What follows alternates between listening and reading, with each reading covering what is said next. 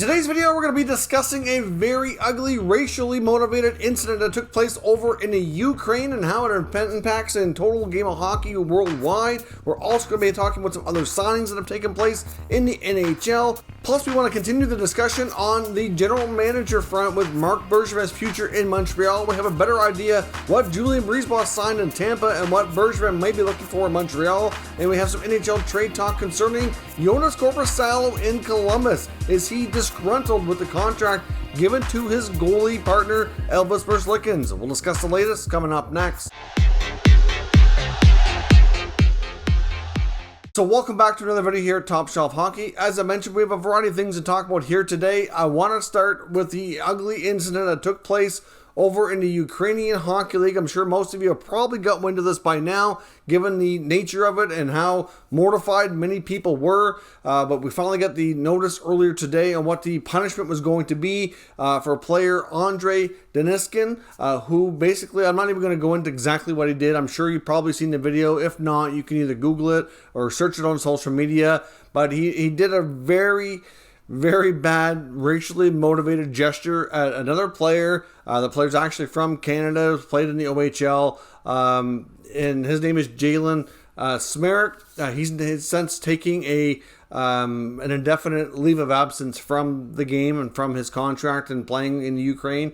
I'm not sure what's going to come next for him, but the Ukrainian league announced today that they were doing a 13-game suspension. Now, earlier in the day, it was announced that it was a 13-game, but could be reduced by 10 down to 3 if he paid a fine that was equivalent to around roughly $2,000 Canadian, or actually I think it was about closer to maybe 2,400 Canadian, around 1,800 American, something to that effect. But that was actually wrong. We've actually got clarification on that it is 13 games, and I believe the fine is in addition to that, but many feel that it's still not nearly enough, and I certainly stand and agree with that. Offer any support I can to Jalen Smerek. He should not have to deal with that. They say hockey is for everyone, but then you have situations like this that makes it feel like it's not for everyone, and leagues need to be able to stand up and protect these players and get this out of the game. There's no room for this. I know some are calling for a lifetime ban. I'm not really sure what's appropriate here. I just know 13 games is not enough. I would say at least the rest of the season. This guy needs to learn that what he did was extremely wrong. Making matters worse, Deniskin's apology or attempt at an apology was extremely poor, didn't own up to anything. And it just is really ugly situation. I know the IIHF has called upon the Ukrainian league to do the right thing, and now that that's come out, I don't know how they're feeling about it. Clearly, they can't force that league to punish him any more severe, but they can impose a ban internationally on this player because he does represent their national team on the international stage. So they very well might end up banning him from international play. I don't know what they're going to do, but it sounds like they are going to be imposing some sort of a punishment as well. But even though it's on the other side of the world in the Ukraine, it's still, hockey is an international sport. The whole, you want to grow the game. You want to make everybody comfortable. And when you see racism taking place like this at its ugliest, it just can't be tolerated. There's no room for it. I mean, Jalen himself has said that, he's encountered other things before, throughout his life, but he's never seen anything as ugly as this. This is by far the worst situation he's ever had to deal with. So I certainly would like to see something further done. It doesn't sound like it's going to be, and it's extremely disappointing. I know a lot of NHL people, pretty much everybody I've seen, it's the one time in a long time I've seen on my whole Twitter timeline actually people agreeing that this was not nearly enough and they really dropped the ball. So we'll see if they do anything further, but it doesn't sound like it unless he's banned from international play. Now, on to some other news. We have some signings to discuss today. The Ottawa Senators announced today that they've signed one of their first prospects taken in the 2021 NHL Draft, Zach Ostapchuk, who was taken number 39 overall. 18-year-olds having a tremendous training camp for the Sens, got into some preseason action. It looked really good. Comments from the team essentially said that they're very confident now that they've got a chance to see him play up close and personal, that he will become an NHL player. that they made a good choice in drafting him. They're very pleased. He certainly will go back and play with the WHL's Vancouver Giants, his junior team for this year. Maybe even one more year after, because he's still eligible. But at this point, the Sens are quite pleased with him. Had a lot of great things to say so far about his camp and gave him his ELC. The Dallas Stars signed a pair of prospects, including Logan Stankoven, who's a center iceman, taken in the second round of the 2021 NHL draft as well. He's from the WHL's Kamloops Blazers. And they also signed their first-round pick, Wyatt Johnson, also a center from the OHL's Windsor Spitfires. Both those guys for the Stars are right-shot centers taken this year. So obviously a couple of 18-year-old prospects getting their contracts, which is certainly nice to see. And let them develop from there and hopefully have a shot at a decent NHL future.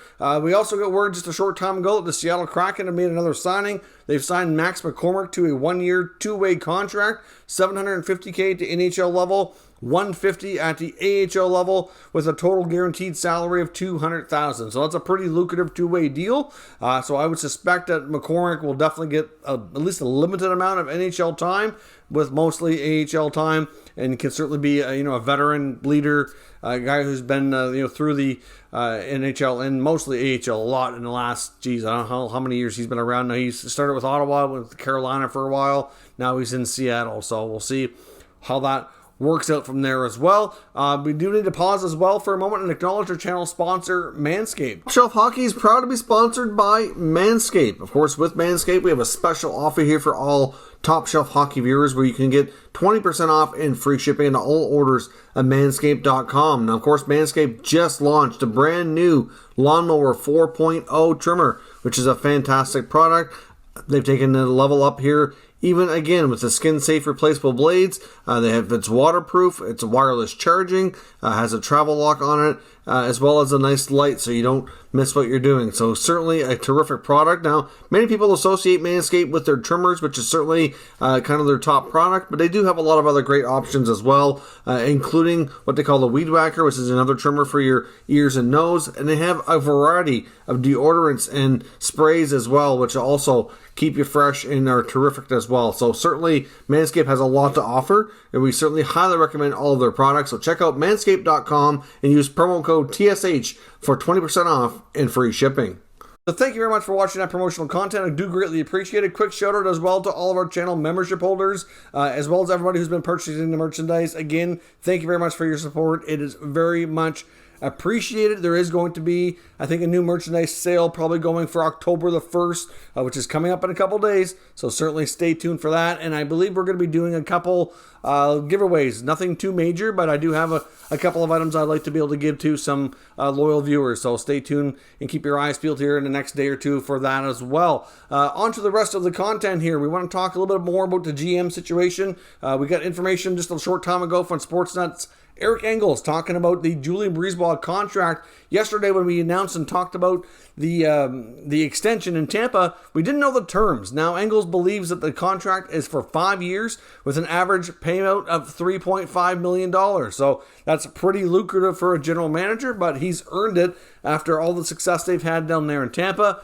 And of course, Engels was reporting on the likely future here of Marc Bergevin, indicating that even though he hasn't won 2 Stanley Cups like Brisebois has, it's still something that can be used as a comparable. Bergevin has been at his job a long time. He's been there for 9 seasons. Obviously, they lost last year in the Stanley Cup final. They've had a lot of success, and he certainly is looking to determine what his future is going to hold. And there was talk, based on what came from insider trading yesterday with Pierre LeBrun, saying that there was the last information they had suggested that Jeff Molson, the owner, had made an offer on an extension to Bergevin earlier, like later into the summer, and that has not been accepted. So they continue to talk and have dialogue. Well, Eric Engels is saying today that he believes that there's a good chance, doesn't mean it's going to happen, but the odds are good that this very well could be settled and determined before the NHL season starts. So that's not too far away. Obviously, we're only a matter of days now. Obviously, now that we're getting more than a week into NHL training camps, so obviously that could be coming very, very soon. But he believes that Bergevin is probably going to be looking for something similar. Might not be able to command quite as much money given the back-to-back cups in Tampa, But still, after 9 years, he's navigated through quite a bit. And I know I've been very critical of him in the past, but I will say in the last few years, I've been extremely pleased as to watch him with what he's done there. I think he's done a tremendous job. I think they managed their salary cap extremely well for a long time. He hoarded space, found the right opportunities to be able to use it. For the most part, they've had a pretty good time drafting more recently. They do have a bad history, though, of not making good on their first-round picks. And obviously, they finally had one that was looking like that in Kotkaniemi. Now he's gone. And of course, Cole Caulfield looks like he should be a good one. But, he's still early in his career, going to be playing his first full season. So, even though it looks like a sure thing, you just never know, right? Things can happen. But I think if there is a sure bet around, it's Caulfield. But still, at the end of the day here, thankfully they've drafted well in later rounds. But their first round picks in the last 10 years, there's nobody really on the roster outside of Caulfield anymore. So they need to get better there. But he's made some good trades, some good signings. The team has been doing relatively well. So I would suspect obviously ownership is interested in extending him, or they wouldn't be making offers to do so. Exactly how many years and how much money, I don't know. But there was also some talk before too that Bergevin might not want to continue. He might either want maybe move up to a president role and have and somebody else come in to work with him. That's a possibility. Or could they end up just extending for a few years? Or could he end up saying, I'm going to finish up my contract and then I'm done? It's really hard to say where things go here, but Engels believes it will come to a conclusion and a decision sometime soon before the season starts. Now, on to the information from the Korpisalo information I want to talk about today. Obviously, we saw the Jackets extend Elvis Merzlikins, and of course, I had already mentioned before after that I thought it was that increased the odds of Korpisalo being traded. There's certainly a number of teams around the league that are going to be looking for goaltending help this year, and teams like Columbus and even Dallas, they have more goalie options to make a trade. So after the Elvis signings, okay, well, that tells me that Korpisalo is not going to be more than either a backup or a 1B in Columbus. And I don't know if he's really going to want to do that. I mean, he stayed there for quite a long time, played behind Bobrovsky for a while, was building things up to becoming the starter. Elvis comes in. Now he's got the long-term deal. And it's just, I know based on his comments, this is just my take, but the comments don't seem to me like he's overly enthused. Like he said, and he was quoted here saying, I was super because I had no idea about it. He said, frankly, I don't give a F because of what happened. I'm still going to do me. That, to use that kind of language and to make a suggestion that he doesn't really care, like, it just sounds to me like he's not thrilled, just doesn't want to say it. So obviously, if he has having a good season, I don't expect the Jackets to be in a playoff conversation. You never know, things happen, teams surprise us. But I'm picking them to be near the bottom of the division, and I would think that with teams having other issues that need goaltending, he very well could find himself on the way out. I mean, it has been rumored before, and there was lots of information from NHL insiders in the past suggesting that Korpisalo was linked to the Edmonton Oilers and other teams that were really interested too. So it wouldn't be shocking if he ends up getting traded so he can have an opportunity to be a starting goaltender and have a bigger role than what he's likely going to get with the Jackets. So let me know what your thoughts on that situation are, plus everything we discussed here today down in the comments. We'll discuss further. If you're new to this channel, make sure you subscribe and stick around. We'll keep you up to date with all the latest news, rumors, and analysis on all 32 NHL teams. Thank you for watching, and I'll catch you next time.